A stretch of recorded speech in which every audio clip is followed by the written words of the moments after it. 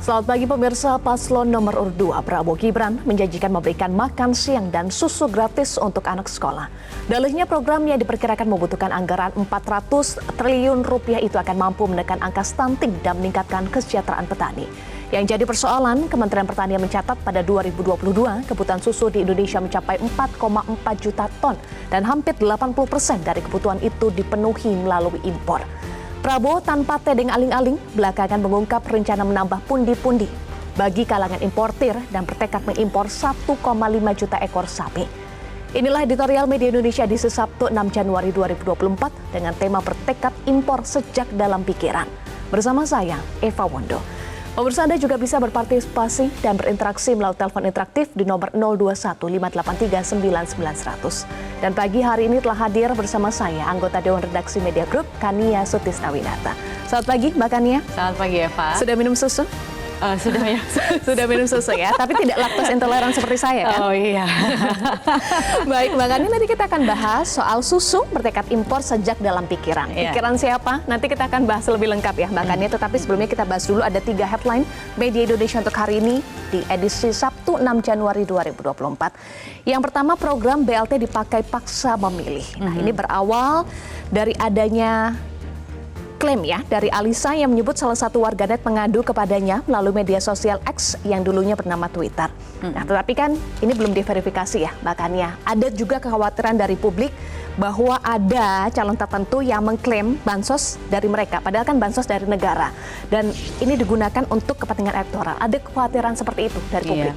Ada kekhawatiran penyelewengan implementasinya di lapangan gitu ya, pengawasannya ini yang kemudian diminta untuk ditingkatkan. Lagi-lagi kita ingin menggarisbawahi bahwa yang namanya bansos itu tujuannya mulia, ya kan, perlindungan sosial, dan itu macam-macam bansosnya gitu ya. Ada yang bantuan pangan, bantuan langsung tunai dan lain sebagainya. Tapi kemudian yang disoroti oleh Mbak Alisa itu adalah soal program BLT yang artinya itu berupa tunai. Nah, kalau kemudian ternyata ada indikasi bahwa BLT itu tidak akan diberikan jika tidak memilih calon tertentu gitu ya. Ini yang memang harus diverifikasi ke lapangan gitu. Berarti pengawasan di lapangannya itu harus ditingkatkan gitu. Karena yang namanya BLT ini kan program yang akan terus bergulir begitu sampai dengan tahun ini begitu ya.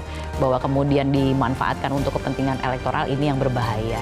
Bahwa kemudian juga ada misalnya pernyataan dari ekonom senior Indef Didi Junaidi yang mengatakan bahwa pengguliran bansos sebagai alat kepentingan elektoral masuk kategori tindakan korupsi. Itu bahayanya ya jika itu dipakai bahayanya untuk kepentingan elektoral. Iya, sehingga akhirnya memang tetap saja begitu ya, artinya harus diverifikasi ke lapangan, ada di mana dan lain sebagainya begitu ya. Karena kalau di sini kan dikatakan bahwa identitas maupun daerah yang melaporkan itu tidak diketahui atau tidak dikasih tahu begitu. Nah, ini yang kemudian juga harus tetap dicek ke lapangan.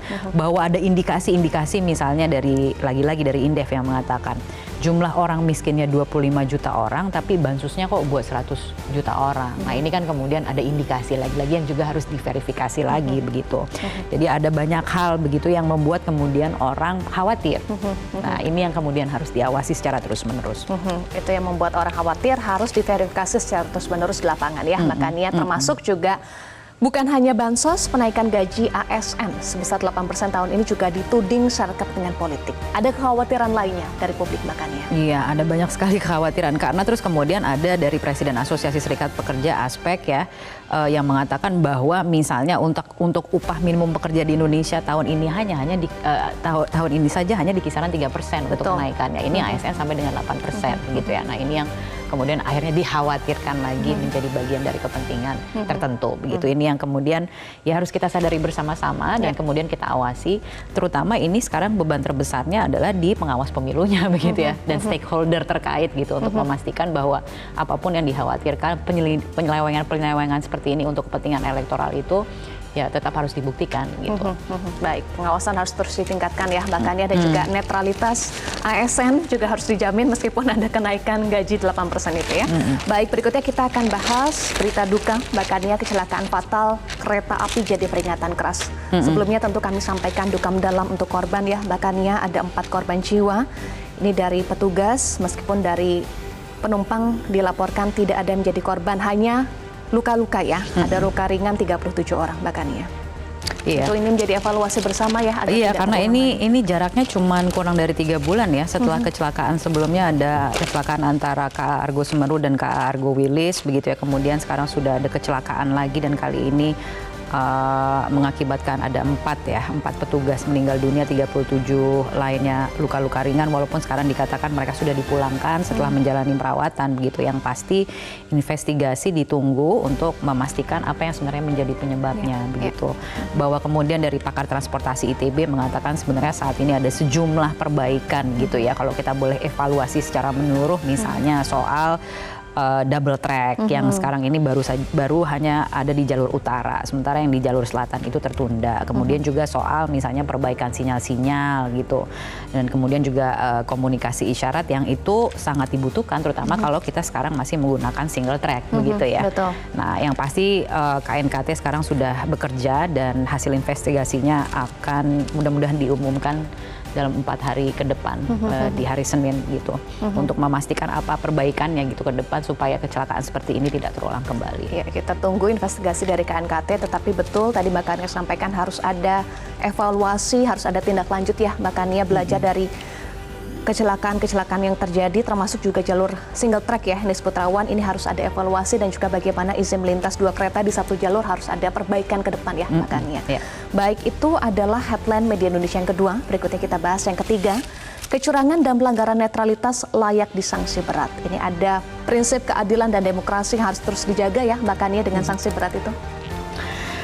Iya, lagi-lagi kita bicara soal netralitas ASN ya, mau nggak mau gitu ya, karena kemudian perhatian masyarakat adalah terhadap pelanggaran-pelanggaran atau pelanggaran pemilu gitu ya. Paling tidak kalau misalnya berdasarkan catatan saja begitu, dari 700 laporan yang sudah masuk ke Bawaslu, 33 diantaranya adalah terkait dengan netralitas ASN yang kemudian juga sudah mendapatkan rekomendasi pelanggaran begitu ya.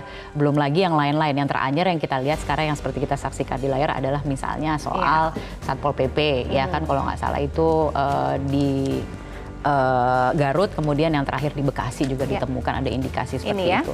Nah, ini yang masih kita tunggu begitu ya, seperti apa, walaupun ada yang di Garut itu sudah mendapatkan skorsing dari Pemdanya gitu, dari Pemkapnya. Tapi tetap saja dari Bawaslu itu juga harus melakukan investigasi juga begitu untuk memastikan bahwa pun kalau terjadi pelanggaran itu layak untuk disanksi berat gitu. Karena ini sungguh menyalahi aturan. Lagi-lagi dikatakan yang namanya dalam demokrasi itu moralitas publik itu yang kemudian harus menjadi panglima, gitu. Harus tunduk pada kepatuhan, kejujuran, integritas, termasuk tidak menggunakan fasilitas negara untuk memenangkan kepentingan kelompok tertentu. Yang disampaikan oleh budayawan Beni Susetio ya, Mbak Kania? Iya, betul.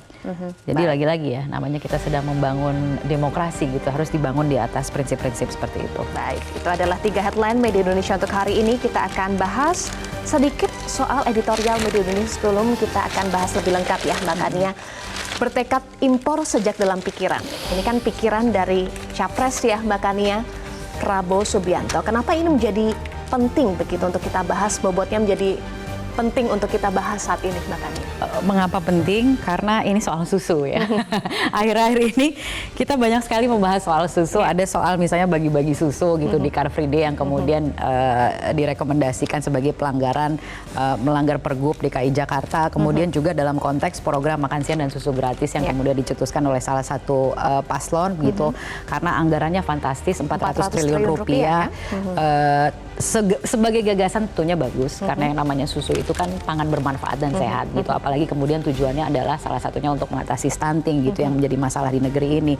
Namun realisasinya ini yang kemudian banyak menuai pertanyaan, bagaimana caranya, anggarannya ada atau tidak gitu. Apalagi yang kita ketahui, sebagian kebutuhan susu di dalam negeri ini masih harus impor. 80% ya? 80%-nya begitu. Nah, ketika kemudian ada lagi gitu ya, ini kayak penjabaran lanjutan itu dari Capres tersebut mengatakan bahwa program susu gratis ini akan direalisasikan dengan melakukan impor 1,5 juta ekor sapi gitu ya. Jadi yang kita soroti adalah bagaimana membangun kemandirian di dalam negerinya gitu ya. Apakah impor itu harus selalu menjadi jalan keluarnya? Apalagi kita tahu akhir-akhir ini juga pemerintah yang sekarang, presiden itu sangat anti gitu dengan impor gitu. Kalau bisa barang impor itu dihindari malah gitu. Jadi kontradiktif dong bahkan ini agak dengan narasi kontradiktif. berkelanjutan. Jadi sebagai gagasan boleh-boleh saja, tapi apalagi kalau tujuannya untuk memperbaiki gizi anak dan lain sebagainya begitu. Tapi perlu dipikirkan mungkin implementasinya seperti apa yang lebih sustainable, yang membangun kemandirian di dalam negeri. Baik, gitu. untuk gagasan boleh-boleh saja, tetapi untuk realisasinya, implementasinya bagaimana nanti kita akan bahas ya. Makanya inilah editorial Media Indonesia hari ini, bertekad impor sejak dalam pikiran.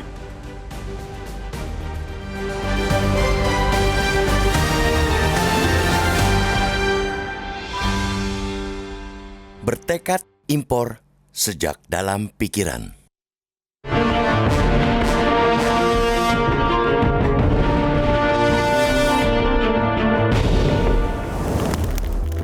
Susu diyakini mengandung beragam kebaikan. Dari sisi pangan, susu kaya kandungan nutrisi, menjadi sumber protein berkualitas, menguatkan tulang, dan dapat menjadi bahan serbaguna. Beragam perkataan bijak juga memosisikan susu sebagai sebuah kebaikan. Misalnya, peribahasa, air susu dibalas air tuba, atau karena nila setitik, rusak susu sebelanga. Namun akhir-akhir ini, susu agak tercemar dengan makna negatif. Gara-garanya, ada salah satu cawapres yang membagi-bagikan susu di arena Car Free Day Jakarta di masa kampanye. Belakangan, Bawaslu Jakarta Pusat menyatakan tindakan yang dilakukan Gibran Rakabuming Raka itu melanggar Peraturan Gubernur DKI Jakarta Nomor 12 Tahun 2016.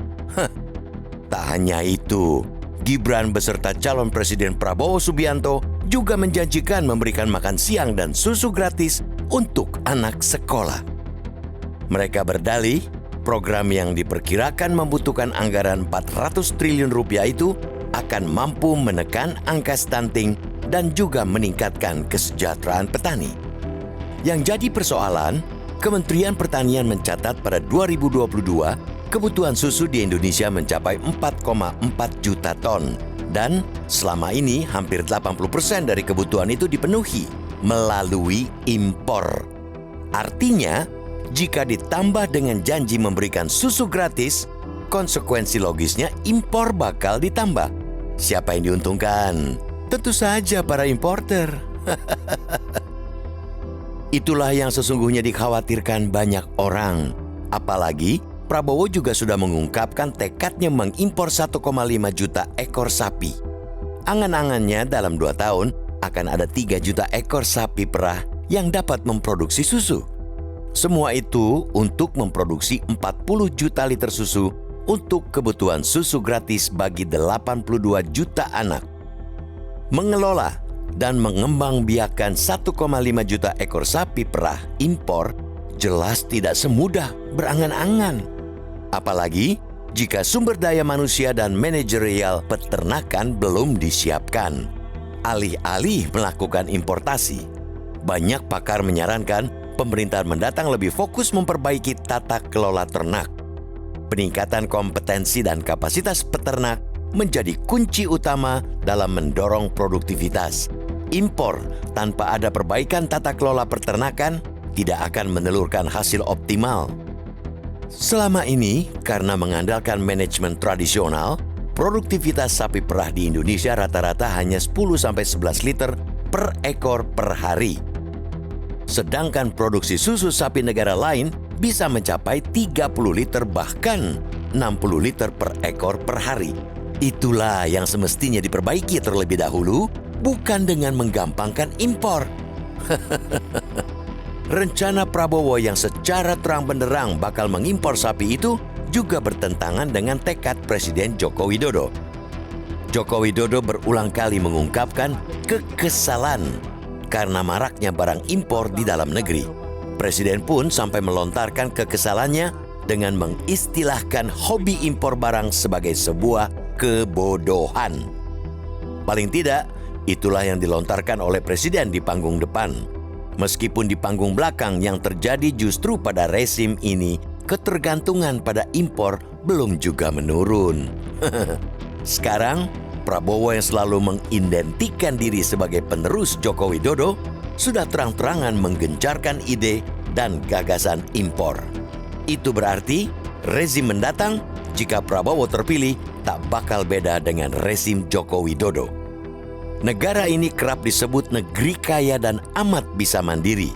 Tapi kekayaan itu tidak ada artinya selama mentalitas sedikit-sedikit impor.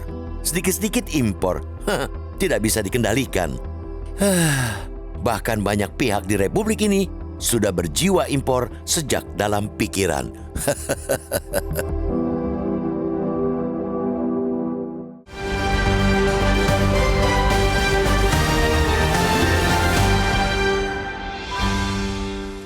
Pemirsa, kita jeda dulu, editorial Media Indonesia akan kembali sesaat lagi.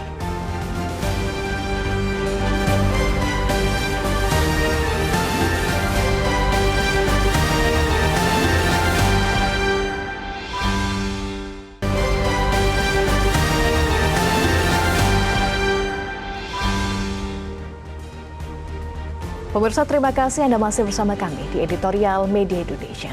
Untuk membahas tema editorial hari ini, bertekad impor sejak dalam pikiran, saat ini kita telah terhubung melalui sambungan telepon dengan Direktur Center of Economic and Law Studies atau CELIUS, Bima Yudhistira. Selamat pagi, Mas Bima. Selamat pagi. Iya, Mas Bima, bagaimana sebetulnya kondisi industri susu dalam negeri saat ini? Kalau kita bicara susu, memang saat ini ketergantungan impornya sangat tinggi. Ya, setidaknya 80% dari kebutuhan susu dalam negeri, terutama UHT dan produk turunan yang membutuhkan susu krim, itu pun juga diimpor dari beberapa negara. Salah satunya dari Selandia Baru, India juga ada, kemudian ada dari Australia. Jadi baik susu krimnya maupun sapi bakalan dan sapi perahnya. Ketergantungan sangat tinggi, 80% ya. Impor. Nah, sebetulnya apa masalah tata kelola peternakan sehingga susu dalam negeri atau industri susu dalam negeri tidak bisa memenuhi kebutuhan dalam negeri? Ya, ini ceritanya kalau ditarik pada tahun 80-an itu ada program sebenarnya swasembada untuk susu. Tapi beberapa peternakan tidak dikelola dengan baik. Kemudian juga keberpihakan pemerintah itu juga cukup lemah juga dalam 9 tahun terakhir. Sepertinya tidak ada perhatian untuk mendorong misalnya investasi di peternakan sapi perah, kemudian pemberdayaan peternak sapi rakyat. Kualitasnya juga tidak ditingkatkan dengan serius. Bahkan juga kalau dilihat dari sisi kebutuhan pakan, misalnya sapi perah, itu kan justru membutuhkan lahan, membutuhkan teknologi juga. Itu sebenarnya tidak mendapatkan perhatian yang serius. Dan juga memang ada kecenderungan Indonesia akan terus melakukan impor untuk susu ini. Jadi kebijakan di hulunya bermasalah sehingga di hilir sangat menguntungkan importir dari susu sapi. Jadi di hulu bermasalah, hilirnya selalu impor. Kenapa impor yang selalu menjadi solusi, Mas Bima? Ya karena impor ini dilihat dari sisi marginnya cukup menguntungkan. Jadi yang diuntungkan dari setiap kali impor ini kan peternak sapi yang ada di Selandia Baru, yang ada di India tadi. Kemudian dari sisi pedagangnya, tradernya, importirnya, itu kan mendapatkan margin yang cukup besar. Apalagi kalau dilihat dari setiap tahunnya ada 4 juta anak Indonesia lahir. Jadi permintaannya tinggi di Indonesia, tapi di sisi yang lain importir ini menjadi bisnis yang paling menjanjikan dibandingkan harus capek-capek untuk membangun peternakan sapi perah misalnya di Indonesia. Baik. Disampaikan oleh Capres Prabowo Subianto menyatakan akan mengimpor sekitar 1,5 juta ekor sapi. Ini realistis tidak dengan kondisi ekonomi saat ini? Ya, kita juga perlu ingatkan juga bahwa mengimpor 1,5 juta ekor sapi itu punya banyak konsekuensinya.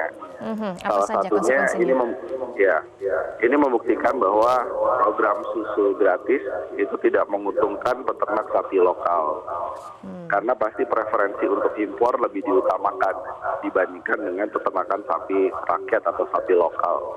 Kemudian yang kedua, ini juga harus hati-hati karena nilai impornya juga tinggi. Dan saya pikir 1,5 juta itu akan terus meningkat tiap tahunnya. Apalagi kalau dilakukan serentak susu sapi gratisnya dari Sabang sampai Merauke.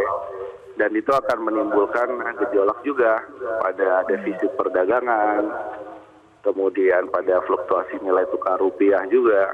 Dan ini akan menyebabkan dampak yang negatif justru kepada perekonomian. Jadi ini kontradiksi dengan yang disampaikan bahwa program makan siang gratis, susu gratis itu bisa mendorong pertumbuhan ekonomi. Kalau ditutupnya dengan impor, ini justru mendegradasi pertumbuhan ekonomi. Oke, sebetulnya nilai impor yang dibutuhkan sekitar berapa ya dengan catatan sekitar 1,5 juta ekor sapi yang bisa terus naik Anda sampaikan tadi? Ya tinggal dikalikan ya. Mungkin sekitar sapi impor itu sekitar 15 sampai dengan 25 juta misalnya untuk yang bakalan.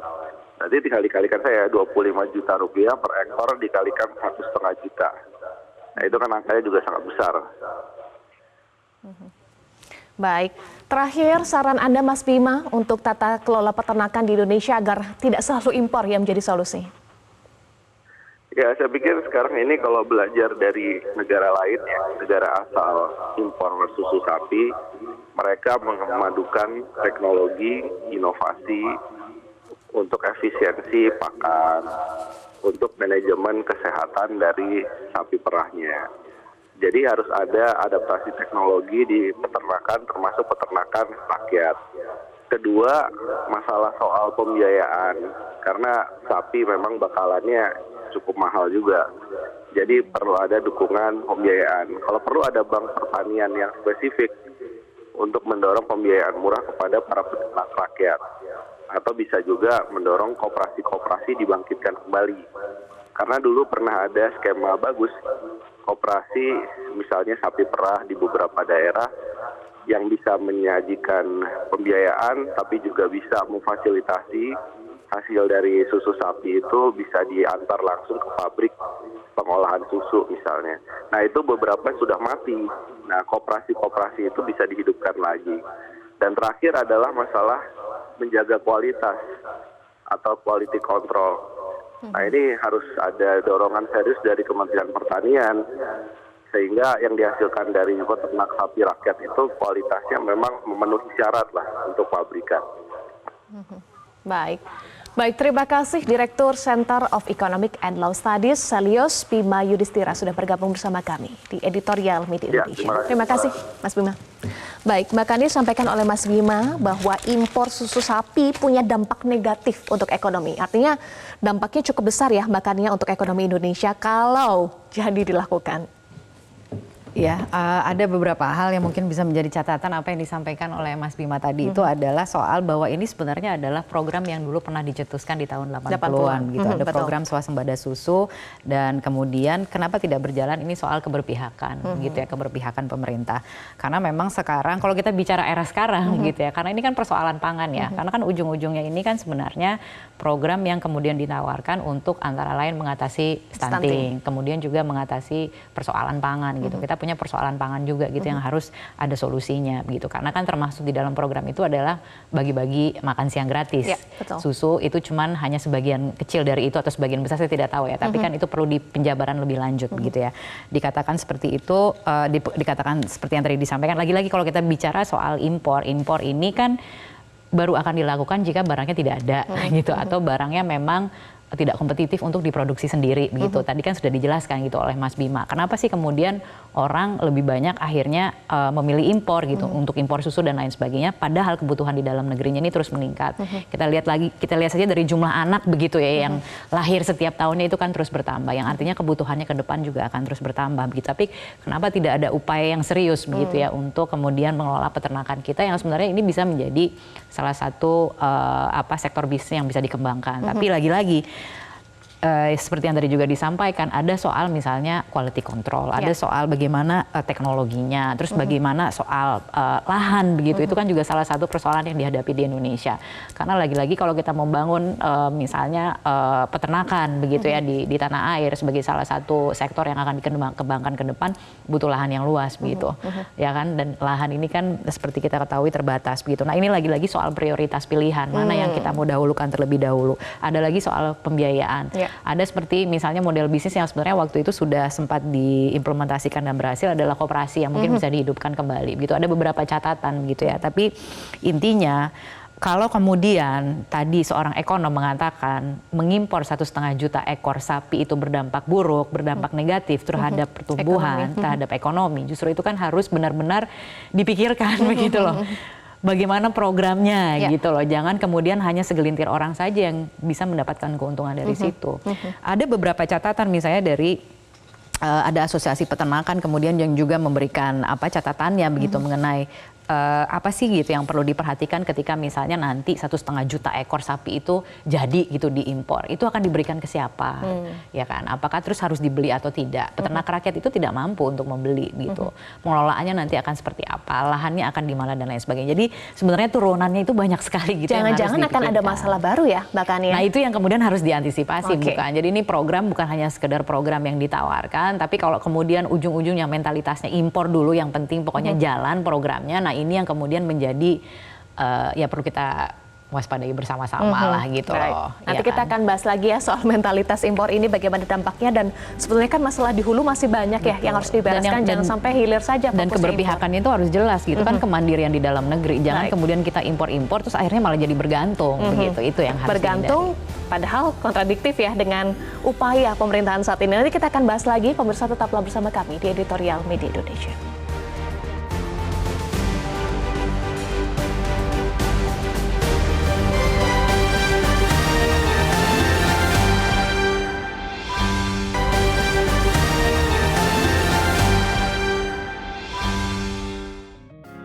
Media Indonesia mengajak Anda untuk mengakses fitur premium e-paper. Dengan sajian konten berbasis intelektual dan meneguhkan kebangsaan, Media Indonesia tampil dengan lebih dinamis melalui e-paper Media Indonesia yang dapat Anda akses kapan saja, di mana saja. Caranya mudah, download aplikasi Media Indonesia di Android atau ketik link e-paper.mediaindonesia.com atau bisa scan QR code pada layar kaca Anda. Klik tab e-paper di bagian samping layar tablet Anda, daftarkan data diri, serta pilih paket berlangganan e-paper Media Indonesia sesuai dengan kebutuhan Anda. Nikmati juga bonus spesial tambahan 4 halaman rubrik fokus setiap hari. Semua bisa Anda dapatkan hanya di e-paper Media Indonesia. Untuk informasi lebih lanjut, hubungi customer service di nomor 0811 1201 2018 atau kunjungi media sosial @Media Indonesia. Media Indonesia, referensi bangsa. Pemirsa, terima kasih Anda masih bersama kami di Editorial Media Indonesia. Pemirsa dan Mbak Kania saat ini sudah tersambung sejumlah penelpon. Kita langsung akan sapa yang pertama Pak Edward dari Coro Bengkulu. Selamat pagi Pak Edward. Selamat pagi Metro TV. Pagi, silakan Pak Edward. Jadi mengenai wacana untuk impor sapi dan sebagainya itu sebenarnya kalau lihat data BPS bahwa 80% kebutuhan susu Indonesia itu berasal dari impor. Jadi mungkin iklim kita yang nggak cocok untuk peternakan sapi perah mungkin, atau hal-hal lain, atau teknisnya yang belum memadai. Nah, ini kita tahu salah satu untuk menciptakan manusia cerdas masa mendatang, memang perlu pembangunan manusia. Salah satunya gizinya harus baik, biar dia jadi manusia cerdas. Nah, pemikiran cuma untuk impor 1,5 juta ekor sapi itu, apakah sekaligus? Saya mikirnya ngangkutnya pakai apa kalau 1,5 juta ekor sekaligus? Kalau bertahap memungkinkan. Tapi hendaknya yang diutamakan dalam negeri. Kalau dalam negeri bisa produktif, menciptakan sapi-sapi perah yang baik, dikelola dengan baik, diberikan penyuluhan-penyuluhan, pengajaran tentang teknik yang baik, saya rasa Indonesia akan berkembang. Negara kita gemah ripah lojinami, sumber daya alamnya luar biasa, sumber daya manusianya luar biasa, tetapi tertinggal karena apa? Kurangnya perhatian. Nah, ini tanggung jawab kalau ada Menteri Pertanian Menteri Pertanian harus bertanggung jawab dengan ini. Saya ingat tahun 80-an ada sapi impres dulu, tapi nyatanya gagal karena ya pengelolaannya kurang sempurna. Nah ini hendaknya jadi pelajaran untuk selanjutnya pemenuhan gizi manusia di Indonesia itu sangat baik, sangat dibutuhkan. Karena untuk menciptakan masuknya pemimpin-pemimpin yang cerdas di masa mendatang. Apapun yang dilakukan, tetapi impor adalah second line, hal yang kedua. Kalau bisa dikelola dalam negeri, kita kelola dalam negeri.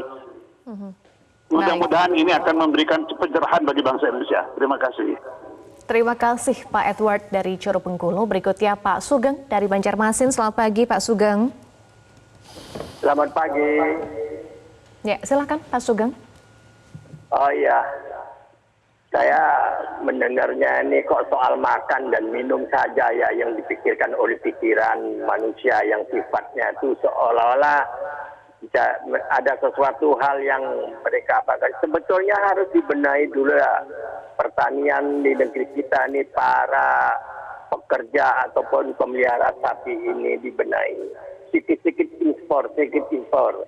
Ini akan terjadi nanti akhirnya negara kita ini akan susah nanti kalau begitu, tidak mengendalikan di negeri kita sendiri. Banyak para petani sapi yang ada di negeri kita ini diliriklah dengan betul-betul bagaimana caranya untuk maju, membuat peternakan supaya menjadi tidak impor. Tapi ini seolah-olah pikirannya ini impor seenaknya begitu saja. Jadi kita nanti menjadi negara impor. Jadi kita ini harus di negeri kita ini apa kata Kus mengatakan tanaman Indonesia batu dan tongkat menjadi tanaman. Itulah dibetulkan, dipelihara betul. Bagaimana pertanian menterinya ini melihat para peternak sapi yang ada di Indonesia mulai dari dini hari untuk meningkatkan tempatnya dan segalanya. Kalau cara-cara begini ini akan mematikan nanti di negeri kita sendiri. Percaya sama saya, jangan mengharapkan impor seolah-olah ini uang ada gunanya untuk ke sana, tetapi ada pikiran lain kalau saya lihat. Mengurus impor ini kan ada tetek bengeknya dan ini itunya. Ada sesuatu yang akan diuntungkan para orang-orang tertentu. Ini yang saya lihat. Ya sudahlah Prabowo, impor aja lah itu besi tua ke Indonesia yang enggak apa-apa. Tapi sapi ini punya nyawa dan tempatnya di mana, bagaimana cara mau, jangan seenaknya berbicara seolah-olah dia berpikir begini, aku punya uang 5.000, aku beli cabai 3.000, kita jual 2.000. Jangan begitu punya pikiran. Pikiran ke depan panjang. Usahakanlah untuk pengangguran ini. Terus digalakkan pertanian, bagaimana lahan-lahan Indonesia ini masih banyak dan perlu perhatian. Jangan terlalu impor aja. Kita akan miskin nanti kalau cara begini. Terima kasih Pak Sugeng. Impor itu aja. Jadi baik. Berikutnya Pak Ramadan dari Jambi. Silakan Pak Ramadan. Assalamualaikum warahmatullahi wabarakatuh. Waalaikumsalam warahmatullahi wabarakatuh. Ya, silakan Pak. Masa kalah kita sama yang disampaikan oleh Kus tongkat saja dijujukkan tuh hidup. Negara yang gemah ripah seperti ini, hidup kita kan cuma bukan 5 tahun makanya. Untuk 100 tahun yang akan datang, pemerintah sekarang mempersiapkan itu namanya cerdas untuk memimpin. Kalau hanya untuk 5 tahun, misalnya impor saja ya selesai. Bukan seperti itu ngelola negara ini. Ngelola negara ini dasar-dasar untuk kemajuan itu diletakkan. Dasarnya apa? Teknologi, ilmu pengetahuan. Jadi petani itu diisi dengan ilmu pengetahuan. Bukan hanya diimpor jalan pintas. Mengelola negara tidak bisa melalui jalan pintas. Mengelola negara ini kita berpikirnya untuk 100 tahun yang akan datang, itulah perlunya kepala negara yang cerdas, yang pintar. Tidak hanya berpikir sesaat. Kalau impor berpikirnya sesaat, garamnya impor, kedelainya impor, berasnya impor. Kemudian pemerintahan yang baru besok, kalaupun menang, susunya diimpor juga. Kalau kita hidup dengan impor, siap-siaplah 30 tahun, 20 tahun yang akan datang, kita ini mengalami kemiskinan ilmu pengetahuan dan kemiskinan nyata. Maka itu jangan hati-hati menyampaikan sesuatu. Negara kita ini perlu hidup 100 tahun lagi, bukan untuk 5 tahun. Terima kasih. Assalamualaikum warahmatullahi wabarakatuh. Waalaikumsalam warahmatullahi wabarakatuh. Terima kasih Pak Ramadan dari Jambi. Berikutnya Ibu Ong Mewa dari Pejaten Jakarta. Selamat pagi Ibu Ong. Selamat pagi Mbak Eva, Mbak Kania. Selamat tahun baru ya Ananda. Semoga tahun baru juga, Ibu. 2024 lebih sukses. Selamat tahun baru Bu. Ya. Amin, amin. Doa yang sama untuk Ibu Ong. Silakan Ibu. Iya. Jadi pemerintah sendiri menghindar untuk impor. Lah, sekarang paslon 2 menginginkan impor sapi untuk susu. Susu ini memperbaiki gizi untuk anak balita, bukan untuk orang dewasa Mbak Kania. Kalau kita ini sudah cukup Mbak Kania dengan makan yang lain. Kenapa pemerintah tidak membina peternak sapi agar produksi lebih banyak? Jangan mikirkan mau impor. Mending import untuk pangan, Mbak. Kita kan masih butuh makan rakyat-rakyat kita. Betul, kita itu tidak mikirkan 5 tahun, mikirkan ke depan. Tapi kalau mau impor sapi, Ibu tanya, siapa yang diuntungkan? Adalah importir, Mbak. Nah, sekarang saatnya lah Departemen Pertanian membina peternak sapi agar produksinya lebih banyak dan sapinya juga sehat, tidak kena penyakit. Begitu Mbak Kania, Mbak Eva. Jadi bagaimana bukan paslon 2 ini memikirkan baru bagi-bagi susu. Susu, kamu sudah tua ini mau makan susu. Waduh, nanti kita kena kolesterolnya. Kita aja. Assalamualaikum warahmatullahi wabarakatuh. Waalaikumsalam warahmatullahi wabarakatuh. Terima kasih Ibu Ong Mewa dari Pejaten Jakarta. Mbak Kania, semua penelpon mengkritisi, gemes dengan rencana atau wacana impor sapi ya. Karena dikit-dikit impor, dikit-dikit impor. Impor selalu seperti jadi jalan pintas begitu Mbak Kania. Ada banyak catatan ya. Ini kalau kita bicara soal pangan ya, karena ujung-ujungnya ini kan soal pemenuhan gizi ya. Pemenuhan gizi, tadi kan seperti yang disampaikan oleh Pak Edward, bagaimana kita mencetak pemimpin yang cerdas ke depan dan lain sebagainya. Sehingga gizinya memang perlu tercukupi begitu, dan kemudian dikatakan bahwa bagaimana membangun kemandirian di dalam negeri, bagaimana yang diuntungkan itu adalah peternak di dalam negeri gitu dan lain sebagainya. Dan kemudian juga dari Pak Ramadan mengatakan bahwa ya kuncinya sekarang adalah soal teknologi dan penguasaan ilmu pengetahuan begitu. Nah, kita bicara soal Indonesia 100 tahun ke depan, bukan 5 tahun ke depan gitu, dan sebagai pemimpin memang harus melihat secara holistik begitu ya. Tapi kalau saya ingin kembalikan lagi ke data dan juga dari Ibu Mei ya, yang mengatakan bahwa ya, pada prinsipnya adalah keberpihakan ke dalam industri dalam negerinya, peternakan terutama, peternak rakyat gitu, bagaimana membina agar misalnya produksi susu yang memang dibutuhkan, karena produksi susu kita itu sekarang memang rendah dan konsumsinya juga termasuk rendah, dan ini juga berdasarkan standar FAO ya, yaitu Organisasi Pangan dan Pertanian Dunia begitu, yang mengatakan bahwa konsumsi di dalam negeri itu yang harusnya paling rendahnya itu 30 kg per kapita per tahun, sementara di Indonesia per tahun 2021 saja, sekitar 2 tahun yang lalu itu baru 16,27 kg per tahun. Jadi jauh sekali di bawah standar minimal yang ditetapkan oleh Badan Pangan Dunia begitu ya, dibandingkan misalnya dengan Filipina. Filipina saja sudah mencapai 23 kg, Thailand 44 kg, Malaysia 50 kg gitu. Jadi kalau dilihat dari itu saja kan sebenarnya memang jauh sekali gitu kesenjangannya. Nah, bagaimana kemudian meningkatkan? Jadi memang perlu ada upaya gitu. Karena lagi-lagi ini soal pemenuhan gizi, lagi-lagi yang namanya gizi itu dibutuhkan, apalagi kalau kita bicara bagaimana mencetak generasi yang unggul ke depannya. Karena Indonesia masih harus ada 100 tahun lagi begitu ya. Stunting ini adalah salah satu yang memang dihadapi di dalam negeri ini. Nah, bagaimana jalan keluarnya? Nah, ini yang kemudian kita tunggu gitu ya. Kira-kira apa sih sebenarnya solusi yang ditawarkan? Bahwa salah satu solusi yang ditawarkan itu paling tidak dengan program bagi-bagi susu dan kemudian juga makan siang gratis yang anggarannya 400 triliun. 400 triliun rupiah. Nah, itu bagaimana caranya? Itu yang kemudian menjadi pertanyaan gitu banyak orang, dan banyak kecurigaan akhirnya kalau misalnya langkah yang diambil itu adalah dengan melakukan impor 1,5 juta ekor sapi.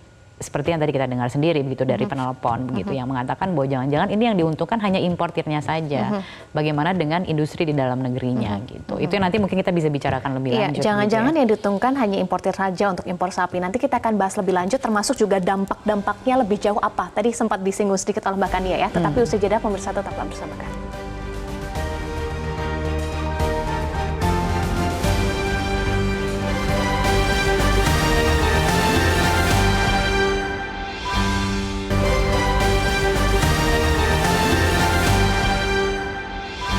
Terima kasih Anda masih bersama kami di Editorial Media Indonesia. Mbak Kania, kita bahas sedikit lagi ya soal tadi penelpon juga masih mengkritisi kenapa ya soal makan dan minum yang dipikirkan. Kenapa ini menjadi penting untuk dipikirkan dan dicetuskan oleh Capres soal impor sapi ini? Iya, karena kita sebagai manusia butuh makan dan minum begitu, dan persoalan pangan ini bisa menjadi sesuatu yang akan menjadi isu ke depannya, pemenuhan pangan di dalam negeri. Intinya itu kan, membangun swasembada pangan, dan kita bicara soal diversifikasi pangan di tengah keterbatasan yang mungkin sekarang apalagi ada perubahan iklim gitu. Bahkan bansos sekalipun sekarang diberikan salah satunya alasannya itu karena adanya perubahan iklim. Ada yang namanya bansos El Nino gitu. Jadi bantuannya itu berupa bantuan pangan dan lain sebagainya gitu. Jadi persoalan pangan ini memang persoalan yang serius dan memang harus kita bicarakan. Dan pangan seperti apa yang tepat gitu untuk dikonsumsi di dalam negeri gitu. Kalau tadi kemudian dari Bu Mei Ong Mewa mengatakan bahwa yang sekarang kalau kita bicara susu, memang yang mau dikasih minum susu itu dewasanya cuman anak-anak kecil aja gitu. Artinya orang dewasanya bagaimana? Apalagi dalam perkembangannya sekarang itu susu itu kan ada banyak sekali gitu variannya ya. Bahkan ada yang misalnya laktos intoleran, memang tidak bisa mengkonsumsi susu gitu. Akhirnya beralih ke misalnya susu kacang dan lain sebagainya yang bahan dasarnya kacang gitu. Jadi lagi-lagi ini soal perkembangan teknologi, soal perkembangan gaya hidup begitu, ada banyak begitu yang harus menjadi pertimbangan gitu. Jadi lagi-lagi kalau kita bicara mengenai program gitu, program itu memang harus sustain gitu. Programnya ini tidak hanya untuk 5 tahun ke depan, tapi bagaimana misalnya juga membawa lanjutan-lanjutannya begitu, terutama ke dalam industrinya di dalam negeri gitu. Misalnya nih, saya ingin membacakan ada beberapa catatan yang disampaikan oleh Asosiasi Koperasi Susu, misalnya ada 4 catatan begitu yang dikatakan jika memang jadi mengimpor 1,5 juta ekor sapi, yang pertama-tama harus dipastikan itu adalah misalnya impor sapi itu harus dilakukan dari negara yang terbebas dari penyakit mulut dan kuku, PMK. Itu jangan jadi masalah lagi di dalam negeri. Kemudian juga itu akan dipelihara oleh siapa? Apakah peternak sapi perah yang sudah ada atau misalnya memberikan kepada peternak baru begitu. Terus kemudian juga misalnya soal lahan rumput gitu. Bagi sapi-sapi impor, karena lagi-lagi ini soal pakan itu juga berkaitan dengan kualitas kan, pakan sapi itu juga harus terjaga. Terus juga soal industri pengolah susunya, apakah berkomitmen atau tidak begitu. Karena lagi-lagi nih kan program susu gratis akan diberikan secara cuma-cuma gitu. Nah ini banyak gitu yang harus dipikirkan. Jadi ini catatannya aja baru tidak sederhana yuk impor, tetapi ada masalah lanjutan ya, ada dampak lanjutannya lagi ya. Ada dampak lanjutan. Lagi-lagi terus udah gitu kalau misalnya kita bicara impor, tadi kan disampaikan oleh pengamat ekonomi, kita harus memperhatikan neraca dagang, jangan sampai defisit. Karena kalau defisit nanti akan berakibat ke rupiah yang melemah dan lain sebagainya begitu. Nah ini memang tidak mudah menjadi pemimpin negeri gitu, karena ada banyak faktor yang harus dipertimbangkan. Gitu. Banyak faktor yang dipertimbangkan, tidak hanya untuk 5 tahun, tetapi harus berpikir untuk 100 tahun ke depan ya Mbak Kania.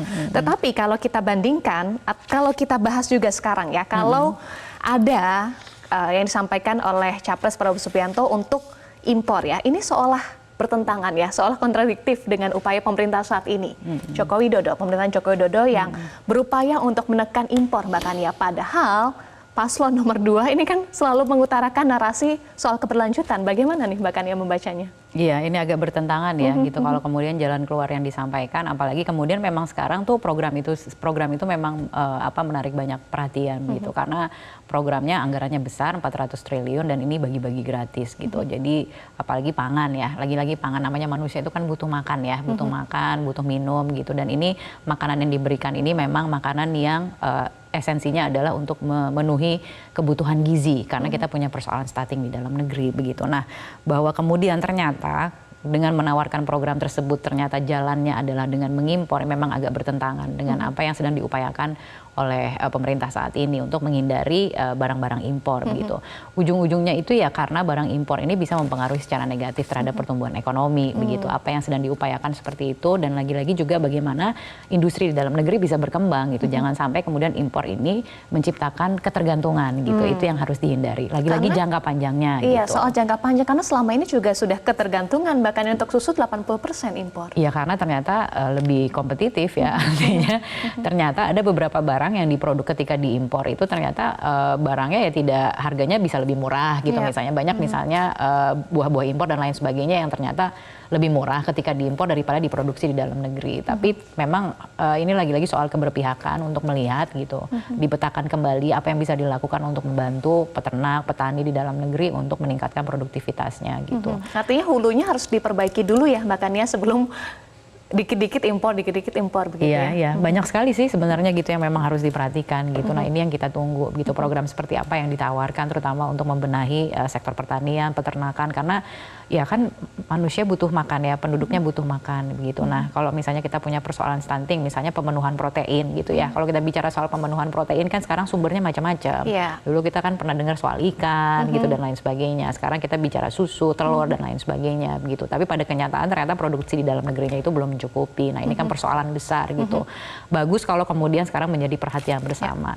Tapi yang paling penting adalah bagaimana kemudian roadmap-nya itu jelas gitu. Karena kadang-kadang itu yang pemangku kepentingan itu bikin roadmap nggak jelas. Kemudian juga implementasinya nggak tegas gitu. Jadi ujung-ujungnya mubazir gitu. Itu yang harus dipastikan gitu. Harus ada ketegasan dan visi gitu. Bagaimana membangun roadmap yang clear, yang dipahami oleh semua pihak dan tentunya juga menguntungkan untuk semua pihak, tidak hanya segelintir orang. Jadi mentalnya itu bukan mental proyek gitu dalam tanda kutip ya gitu. Itu Jadi sempat ada kekhawatiran juga ya dari para penelpon tadi ya, soal menguntungkan importir. Gitu. Ujung-ujungnya buat warga itu kan bagaimana mereka bisa makan, bagaimana mereka bisa minum, bagaimana misalnya pemenuhan gizinya. Apalagi kalau kita bicara 100 tahun ke depan, ini kan soal mencetak bibit-bibit unggul sebagai calon pemimpin ke depannya gitu. Nah, calon pemimpin ke depannya harus dikasih makan yang juga unggul gitu. Nah, gizinya ini yang harus diperhatikan gitu.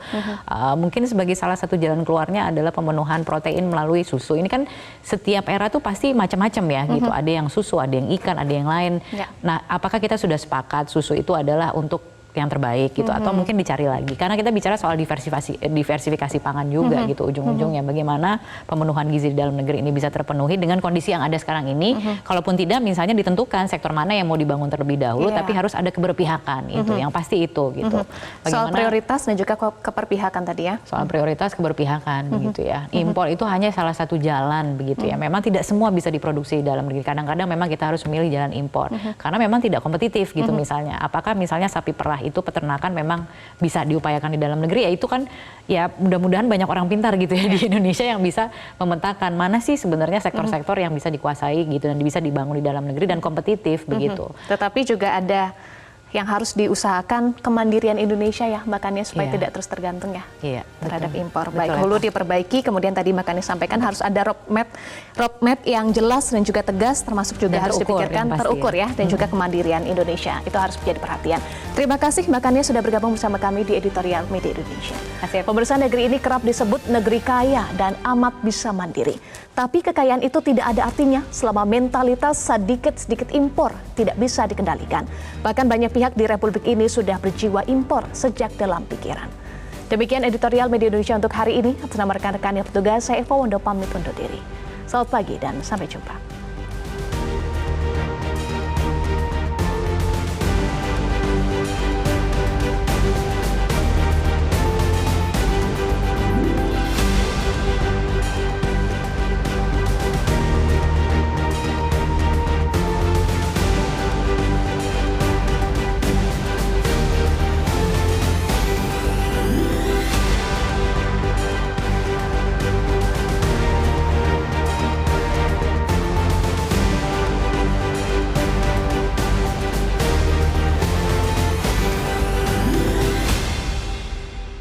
Jelajahi cara baru mendapatkan informasi. Download Metro TV Extend sekarang.